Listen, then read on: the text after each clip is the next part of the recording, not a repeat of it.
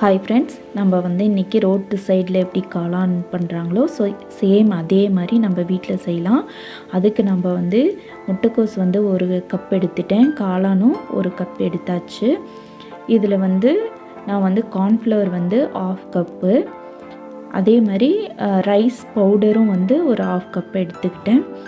அதோட மைதா 1 கப் எடுத்துகிட்டு இதை நல்லா நான் கொஞ்சம் சால்ட்டு போட்டுட்டு அது கூட சில்லி பவுடர், அப்புறம் கரம் மசாலா இது சில்லி பவுடர் ஒரே ஸ்பூன் தான் போட்டிருக்கேன், 1 ஸ்பூன் அரைக்கிறதுக்கு. அதே மாதிரி கரம் மசாலாவும் 1/2 ஸ்பூன் நான் போட்டுட்டு லைட்டாக சால்ட்டு போட்டு இது தண்ணி லைட்டாக விட்டு நான் இதை பிணைஞ்சி எடுத்துக்கிறேன். நம்ம ரோட் சைடில் சாப்பிட்ருக்கோம். ஸோ நம்ம வீட்டில் இருக்க பொருளை வச்சே நம்ம ரொம்ப சூப்பராக நம்ம பண்ணலாம். ஸோ குழந்தைங்களுக்கும் இதை கொடுக்கலாம். அதோட நான் கருவேப்பிலையும் போட்டுட்டேன். இதை தனியாக எடுத்து வச்சுக்கலாம், ஊறட்டும். இதில் தக்காளி, அப்புறமா பூண்டு, இதோட சால்ட்டு, பேலன்ஸு நான் மிளகாய்த்தூள், கரம் மசாலா பாதி தான் நான் அந்த கலவையில் போட்டிருக்கேன். ஸோ மீதி இதில் போட்டு இதில் நம்ம பேஸ்ட் மாதிரி அரைச்சி எடுத்துக்கலாம். சால்ட்டும் போட்டுக்கிறேன். இப்போ கார்ன்ஃப்ளவர் நான் ஒரு 2 ஸ்பூன் தனியாக எடுத்து வச்சுருக்கேன். தண்ணி ஊற்றி நல்லா நம்ம மிக்ஸ் பண்ணி வச்சுக்கலாம்.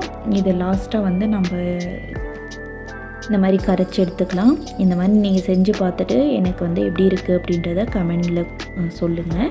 ஸோ எண்ணெய் இங்கே காய வச்சுக்கலாம்.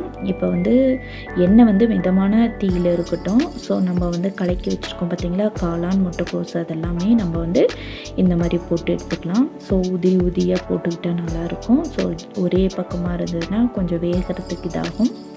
ஸோ அதனால் நான் இது பண்ணிக்கிறேன். இப்போ எண்ணெய் ஊற்றி சீரகம் போட்டு நம்ம அரைச்சி வச்சுருக்கோம் இல்லைங்களா, தக்காளி, பூண்டு, அந்த மிளகாய்த்தூள் இதெல்லாமே. ஸோ அதை நான் இதில் ஊற்றி நல்லா கலக்கிக்கிறேன். கலக்கிட்டு இதில் லைட்டாக சால்ட்டு கம்மியாக இருந்ததுன்னா போட்டுக்கோங்க. இதில் சுகரையும் நான் சேர்த்திக்கிட்டேன். அதை நல்லா கலக்கிட்டு இப்போ கார்ன்ஃப்ளவர் நம்ம ஆல்ரெடி நம்ம கலக்கி வச்சுருந்தோம் பார்த்திங்களா, அதையும் நம்ம இதில் ஊற்றிக்கலாம். கார்ன்ஃப்ளவர் ஊற்றினதுமே கெட்டியாகும். ஸோ அதை நல்லா கைவிடாமல் கலரி விட்டுட்டு அது ஒரு பதத்துக்கு வந்ததுக்கப்புறமா, இந்த மாதிரி வந்ததுக்கப்புறமா நம்ம காளான் பொரிச்சு வச்சுருக்கோம் பார்த்திங்களா, அதையும் அதில் கொட்டிக்கலாம். கொட்டிட்டு இதை நல்லா மிக்ஸ் பண்ணி விட்டுட்டு இது கூட நம்ம கொத்தமல்லியும் ஆனியனும் நம்ம சின்னதாக கட் பண்ணி போட்டு நம்ம சாப்பிட்லாம். Please subscribe my channel. Thanks for